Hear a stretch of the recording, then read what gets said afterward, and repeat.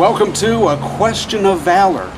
I'm your host, Jason Bent, and this is also going to be one of the sexiest interview segments, but it won't always be. I thought about ruggedly handsome, but it's too much. My guest is the sexy Syco, Adrian Bliss.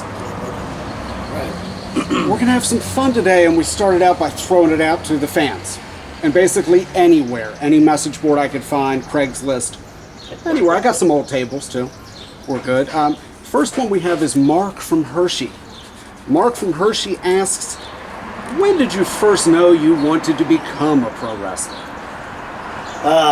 That's a very, very good question. I think it started with my grandmother, who started taking me to see Spectrum Wrestling down at the old Spectrum when I was about 8 years old. So around that time I was seeing Ivan Koloff and Bob Backlund and, Hulk Hogan before he was Hulkamania, and Andre the Giant and the Spoiler, man. I love the Spoiler.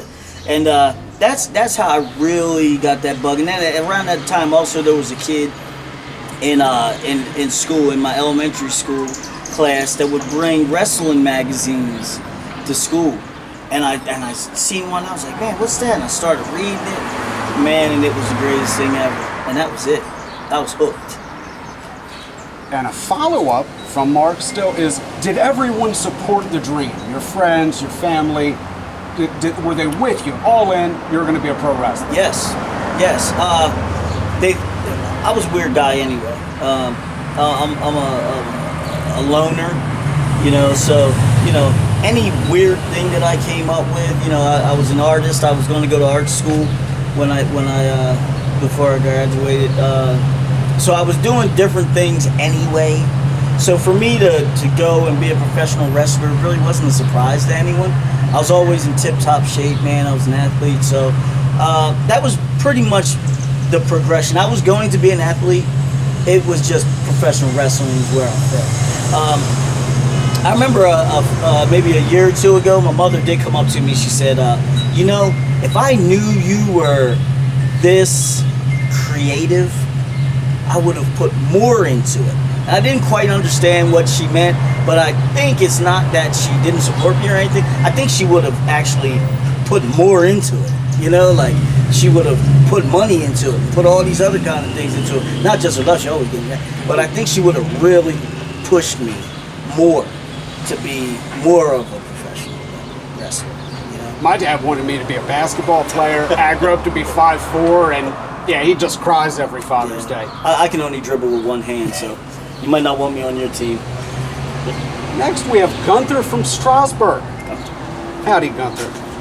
Adrian Bliss, you are a good-looking man. How do you stay in such shape, and are there any workout tips you can offer? Well, to be honest with you, I don't know how I'm in this good shape, because I love ice cream. That is that is my poison. I like to eat it before I go to bed at night. But honestly, besides that, I drink a lot of water. I really don't eat that much junk food. I eat a lot of fruit, a lot of vegetables. Not a lot of meat.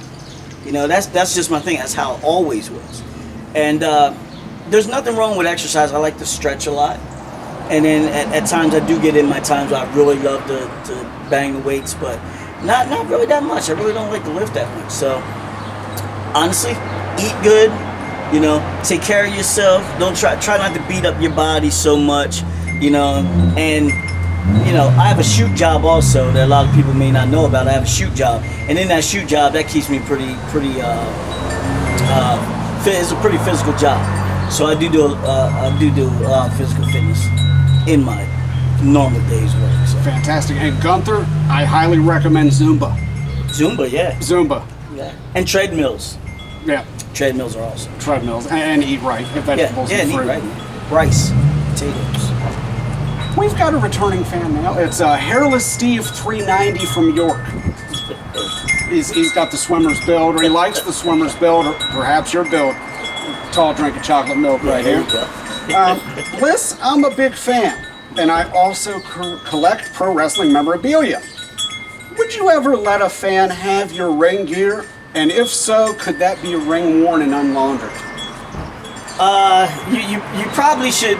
If you're gonna unlaunder it, you probably should put it in a plastic bag because I'm a habitual sweater. So Sealing the flavor. now I'm gonna tell you this.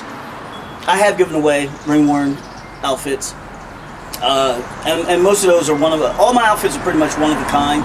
You can't go and get them. They're done by a seamstress. Boot covers are done by a seamstress. Tights. So you can't just go get them anywhere. But I sometimes I do get more than one, and I actually get them in kid sizes so kids can get them. But it is for any wrestler out there. If you're going to change your outfit and you have a few of them, don't feel free to put them on your table, put them on your gimmick table, offer them for sale.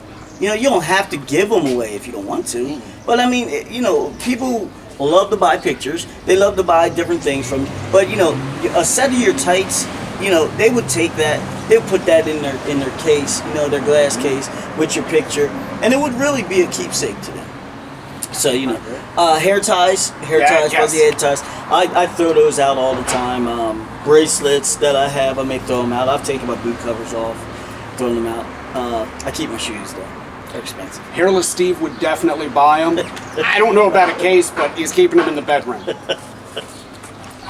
Russell from Red Lion asks, Sexy Syco, I'm celebrating the 3rd anniversary of my 4th marriage. Just keep trying. How can I set the mood and give my wife the sexiest anniversary gift? P.S. My budget is $25. And PPS, can you wish my wife Sarah a happy anniversary? Well, right now I'll get to the last part first. Sarah, happy anniversary. And your husband is really trying, and he must really love you because he actually asked me for advice. And I'm one of the worst people for that because I can't remember anything. I've hit my head too many times. But one thing I always found always works. Food. Food always works. Go into that kitchen, clang them pans together, brother. Bang them pans together, brother.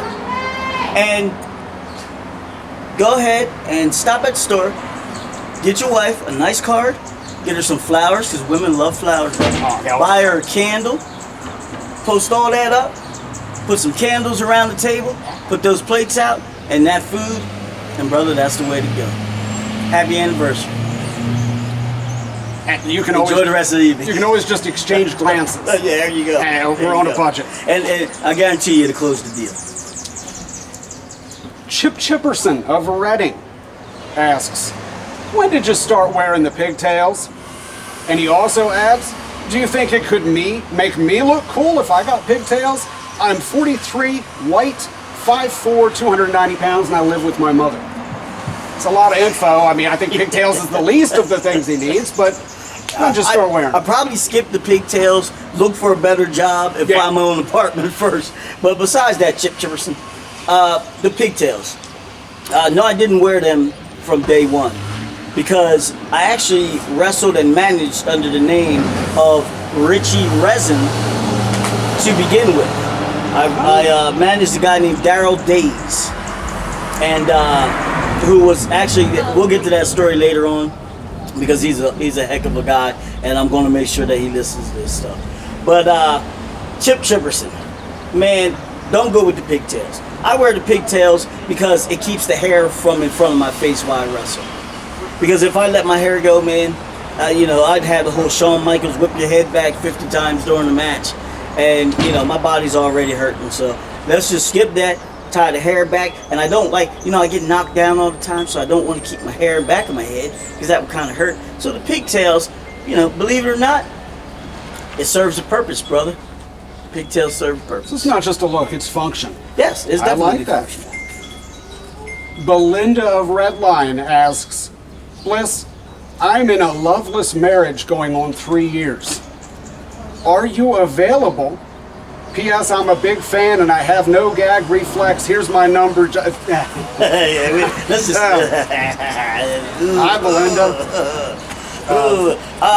No, I'm not. I'm actually not on the market. I'm off the market. I've been off the market for the past 5 years.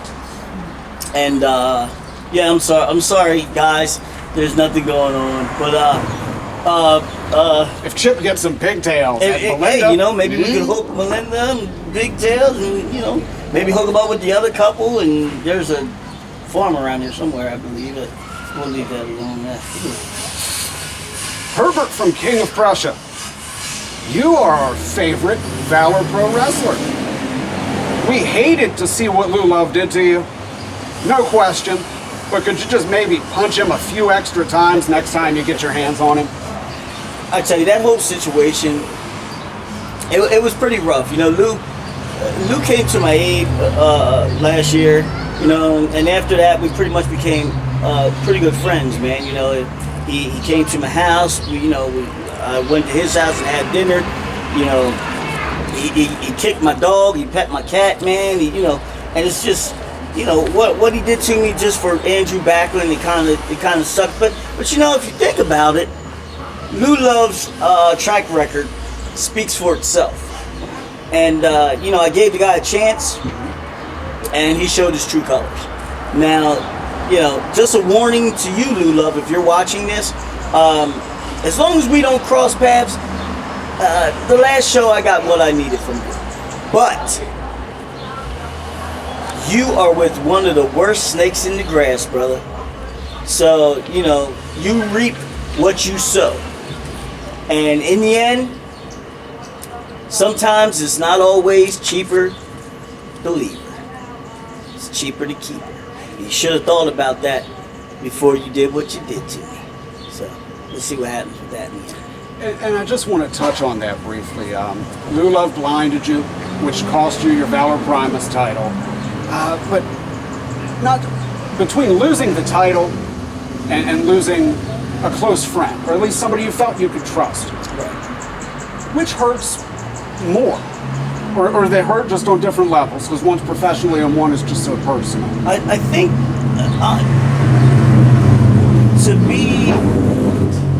to be totally honest with you, I think I think it hurt a little bit more that I lost the title. And not because of the title itself, but because of the way that I won the title. You know, I won that title from Mark Hazel at Thumbs Up for 8. And that was a very emotional night for me because I had a little bit to do with it. You know, I got tight with the family. You know, and that title meant a lot to me. That night, Lou Love was in my corner. You know, that night, Lou Love grabbed that title, he put it around my waist. You know, he hoisted me up in the air and they carried me around that night.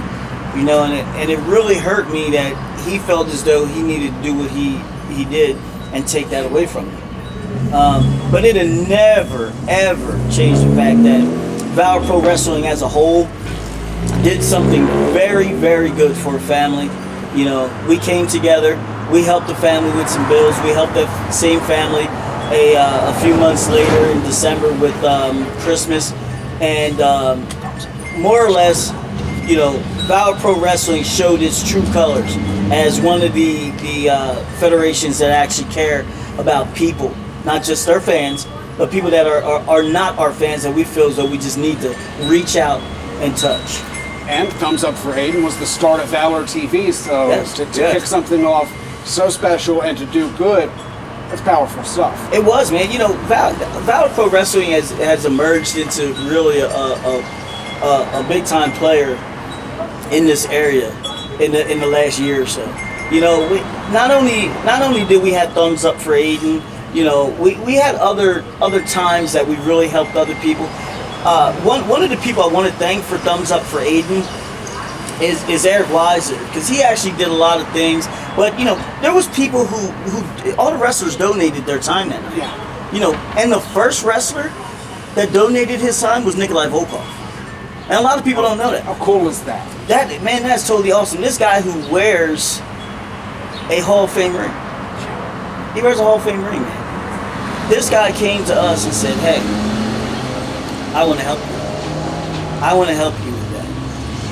You know what I mean? How much will you come and do it for? No, I want to come and help you.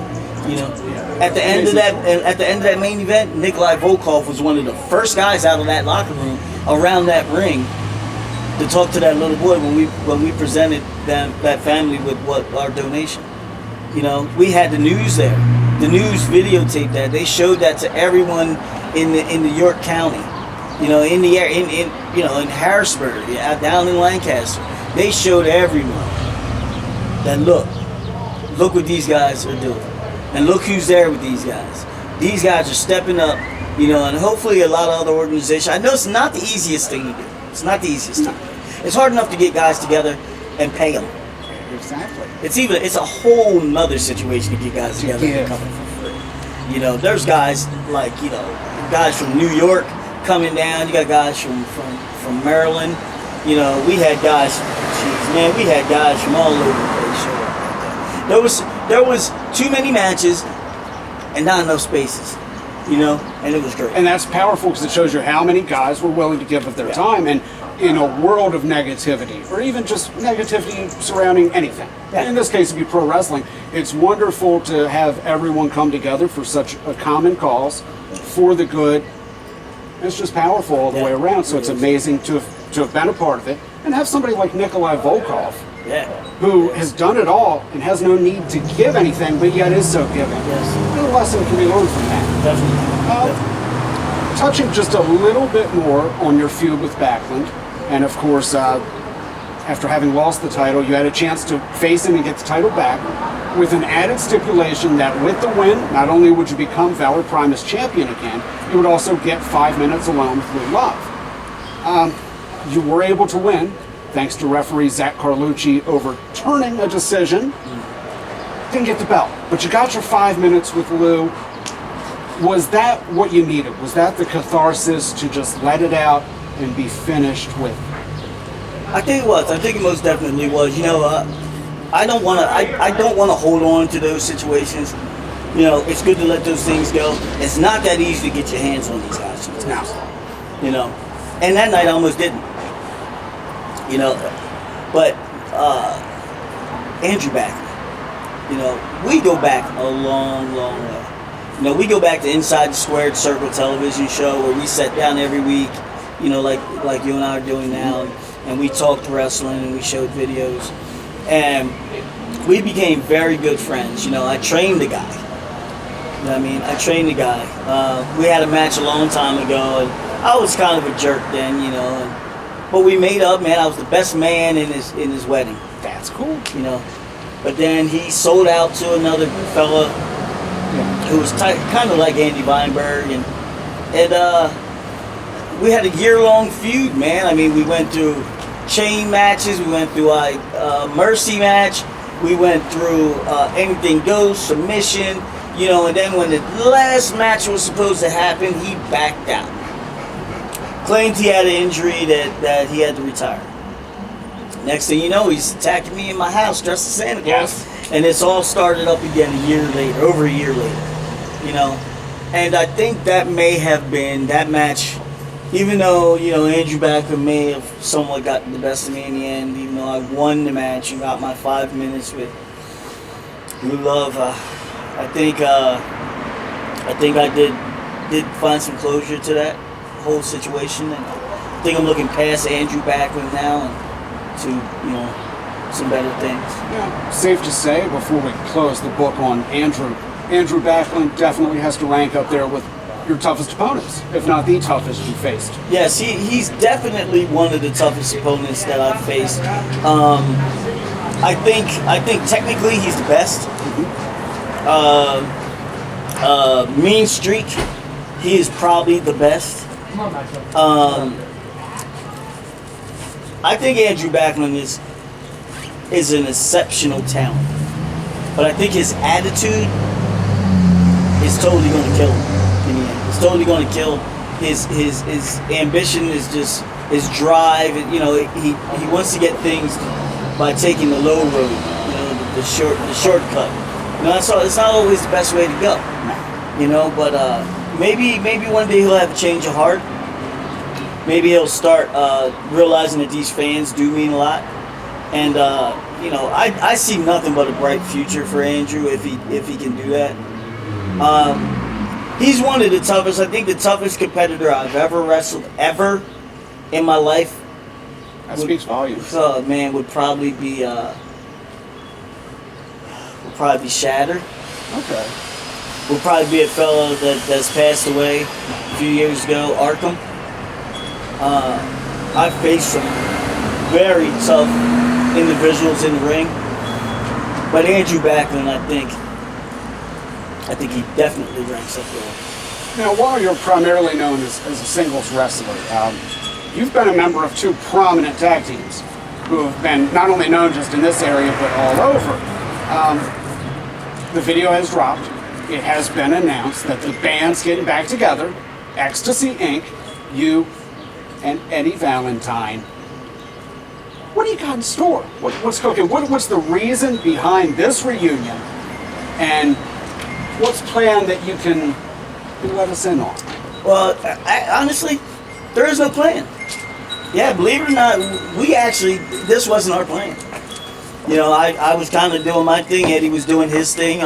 We've never tugged in Valour. We actually wrestled against each other. Yeah.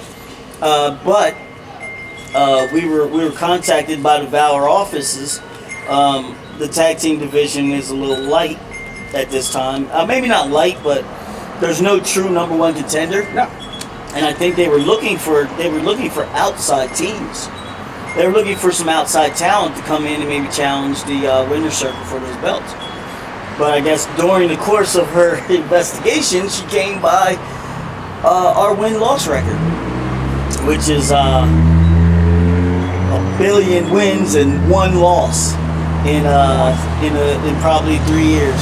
Yeah, 1 loss. I've lost more than that at a dozen things this week. Mind you, the loss was the finals of the Keystone Cup. That means that we wrestled 3 times that night because it was a tournament. Yes. So we may be undefeated still if it wasn't for the fact that we wrestled the Gunners and we wrestled, some serious opposition earlier that night. So we're gonna give it a go, man. You know, I think these guys really bit off more than they could chew. But I mentioned 2 tag teams, and I'm hearing rumblings that the other tag team known as Psychotic Erotic, with your partner Evan Nemo, is coming back as well. You're doing double duty. Well, we've actually spoke. Evan Nemo has been away for a while. He's actually a resident of Norristown State Hospital. So, you know, he actually has to work on getting some home passes, you know, and once all that is worked out, you may see us. I mean, it's not going to be anytime soon. I would say probably next year sometime. We'll be able to do that, and I'd love to have my little buddy back, man. I tell you, you know, for all those people who have never heard of Ecstasy Inc., get on that computer, get on there and Google us or YouTube us, and just look for Nemo and Bliss. Christmas, Thanksgiving, Valentine's Day, New Year's, you know, every holiday we shot something. It was beautiful. It was beautiful. And I can't wait to have my buddy back. You know, we've wrestled all over the United States. Now, on that, I wanted to ask, you've wrestled all over. Where is the most, maybe not so much exotic, but most interesting place you wrestle? Or perhaps a memory of it, the biggest crowd, just something that stands out from somewhere you've traveled to? Wow, I'm not exactly sure how many years ago it was. I would probably say 7 years ago. I did, what is that, Patapsco racetrack? Patapsco? How do you say that? Down in outside of Baltimore? Pimlico. Pimlico, yes. I always screw it up, man. Virgin Mobile Fest. Yes. Wrestled there, and it was great because the Wu-Tang Clan was performing while I was wrestling. And that was one of the greatest things. I'm a Wu-Tang Clan fan from forever. And they were performing while I was wrestling. It was great. I could hear the Method Man rapping over those speakers while I was kicking Dreamcatcher in the face. But also, I did a Boom Pow Bam tour shot with Insane Clown Posse at the Radio Factory in Philadelphia. I think that was like, I can't remember how many fans. I want to say 7,000, but that was a crap load. The Virgin Mobile was like 30,000, but that was just great. One of the places that I wrestled that was the fans were just crazy. LCW fans are off the hook. UWE fans are off the hook. UFO it was called, up in Connecticut. It's the first time I met Joseph Von Schmidt that evening. Man, I tell you, there was a whole, I don't know if they knew if I was coming or what, but there was a whole homosexual section, and they all had boas. And you would have thought that it was, man, the music came on. I came out the Dancing Queen at that time, man, and my music was playing. And I tell you that those people cheered me on. I think I won the match. And afterwards, man, I was dancing. I jumped out the ring, and the security was holding them back. Man, they was trying to jump the guardrails and dance with me. And it was awesome. But anything that had to do with JCW was always crazy, and one of my favorite places to go was up in New York. It was East Coast Lucha Libre. That was an awful nice place to go, man. It was in a club. It was totally ridiculous. You can go online and search for that on YouTube also, but you won't understand any of it because it's all in Mexican. Yeah, I won't. Yeah, the commentators are in Mexican and everything, but it's awesome. So, couple different exotic, different, places. I'm sorry I can't give you guys like I wrestled on a desert island or some weird stuff like that, but you would wrestle on a desert island. Oh, I'd wrestle. No, probably not. No? Nah, it's too hot. Nah, I'm not a fan. And, a lot of these promoters like to use what's it called, vinyl in the sun. Yeah, go figure. No, I'm an air conditioning guy. Me too. All the way, except in my car. That's why windows are always down. Just, I can't afford the gas, so No. yeah, you're right. Speaking of interesting and exotic and psychotic, I've got a segment I want to call Sexy Psycho versus Sexy Psychopaths. I'm going to give you a list of some of the sexiest psychos in movie and TV history. Mm-hmm. And what I want to know is, are you sexier? And if you rank as a 10, where do they rank on that scale of sexiness? And 2, to prove who is more psycho, how would you defeat each one in a fight? Starting off with Dexter Morgan from Showtime's Dexter. That's a good one, because that guy is psychotic. I believe that guy, he ranks about a 9. Because there's nothing scarier than a person that is smiling in your face and behind your back he's sticking a knife in. Yeah. Now, that's the psychotic part. He's a pretty sexy guy too. He kind of reminds me a little bit of, for some reason, Ryan Reynolds. Actually, you remind me of Ryan Reynolds. I don't know if anyone ever told you. But I love that show. That show's great. I love that show. But yeah, he's scary. How would you defeat him? I would outsmart him. Because a guy like that, he's always using his brain. So I'd have to concoct some type of solution for anything he had. Now, I'm the sexiest psycho. I already know that. So I'd go tit for tat. Everything he would do, I would do. He would do, I would do. He would do, I would do. And somewhere down the line, he would slip. That's when you get him. And that's when I'd get him, baby. Probably with the chocolate swirl. I like that. That's sexy and psychotic. Patrick Bateman from American Psycho. Okay, listen. They haven't created a chart for that guy yet. He pretty much covered the gamut, didn't he? He was a sexist, a racist. He pretty much was everything you could come up with for a psycho to be. He's 11. He's 11. He's 11. And honestly, I don't think I could beat him. Dude was bad. Yeah, I agree with that. Yeah, and the girl from the next one, I think she's a close runner-up. She's probably 9.5. How would I try to beat him? Speed. speed. He was brutal. He was very calculating with the things that he did, but he didn't move too fast. No.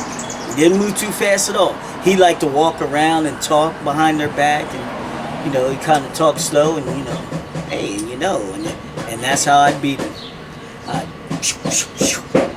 And the next thing you know, baby, I'd hit him with the Godiva driver, and Eric Weiser would be counting 1, 2, then he'd get pulled out the ring by that woman in part 2. And Zach Carlucci would hit the ring, and he would finish it off, baby. And that's how it be. And he was a fan of Huey Lewis and the News. What song plays as you're just whooping him? The Heart of Rock and Roll. The Heart of Rock and Roll. Fantastic pick. Yeah, definitely. Travis Bickle from Taxi Driver. Wow. He's about a 7. He's about a 7. The reason he's a 7, he was preoccupied by that young lady. He was a 7. Because he was still pretty brutal. Now, how would I beat him? Yes. Oh, that's easy. I'd trick him. I'd hit him with a misdirection. I'd say, hey, Travis, look over there. And he'd look over there. Probably I'd try to get him while he was on the top rope. Now I'd take his arms and pull him down, boom, for the snowball plunge, baby. 1, 2, 3, and he's done. Yeah. Norman Bates from Syco. Ooh. The original Syco. Norman Bates, I always thought he was kind of weak. He's sort of like a 5 to me. Okay. He's a mama's boy. Yeah. Now, I'm a mama's boy. But see, my mama was tough. My mama wasn't that, she wasn't that holler at me, mama. Nah. Beat you with a flip-flop? She beat me with a flip-flop. She didn't holler too much. She didn't have too much yelling in her. You know what I mean? Now, Norman, I'd beat Norman the old-fashioned way. I'd call his mama. And when she showed up, he'd get counted out. It'd be easy. He was a pushover. Wouldn't even have to pin him. No. Mom would do all the work. That's nice. That's it. You don't even have to work up a sweat. Wouldn't even have to worry about it. If a fan were to ask another fan to describe sexy psycho Adrian Bliss, what would you like them to say? Wow. I'd like them to say, that question, it could almost be the catalyst for a eulogy. I'd like a fan. And it's better when you're alive because you get to hear the eulogy. Definitely. In this case, you get to hear it. If a fan said, hey, this guy Adrian Bliss is on the card. What do you think about him? Tell me something about him. I'd like them to say, hey man, you got to see this guy wrestle. He will pull you into a match. He will have you laughing. He'll have you crying. He'll have you cheering, clapping, standing up, jumping up and down. His matches are fun. They're brutal at times. He lets it all go. He gives you 100%. You get your money's worth when you watch Adrian Bliss. That's what I would want one fan to say to him. I think that's what the fans say. They definitely get their money's worth. I hope so. You need to buy a ticket to see this guy. You will get 100%. In fact, 110%. 110. I put it all. It's cliche, but the extra 10% sexy. I tell you, I wrestled the first match last show. I didn't change my clothes till after the show was over because I gave it all out there, and I didn't have anything else. I couldn't even get undressed. I didn't change my clothes for 3 days, but I was in a stupor. Adrian Bliss, in closing, can you finish this lyric for me? Did you ever know that you're my hero? You're everything I wish I could be. I could fly higher than an eagle. For you are the...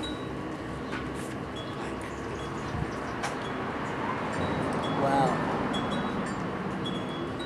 You are the inspiration for Adrian Bliss to do what he does. I was looking for wind beneath my wings, but I take that. It's better. Well, honestly, it's better. It's been rewritten. The fans are the wind beneath my wings. They are what keep me going. Honestly, it used to be that I would wrestle on Saturday, and I'd wake up Sunday morning and I was sore, and by that afternoon, I was running, ripping, and tearing, doing all kinds of things. But now, I'm still sore Friday morning when I get up. But then Saturday, I walk out of that curtain and I hit that ring and I give it 100 because those fans, those people, isn't about money. It can be a free show, it can be benefit, it can be whatever you want it to be. You people are why I do what I do. And as long as you people out there, keep wanting to see me do what I do, I will be there. Those are inspiring words from a man. Adrian Bliss, you inspire me. I want to thank you for sitting here and taking the time. And I hope you've been sufficiently inspired to come buy a ticket to see this man. And I also hope you're inspired enough to come back and see me with whoever we have in the chair. So I'm Jason Bent, Sexy Syco Adrian Bliss, and Ed House said ta-ta is a good way to say goodbye to close it. What do you think is a uncommonly used way of telling people goodbye? Ciao, Daddy. Ciao, Daddy.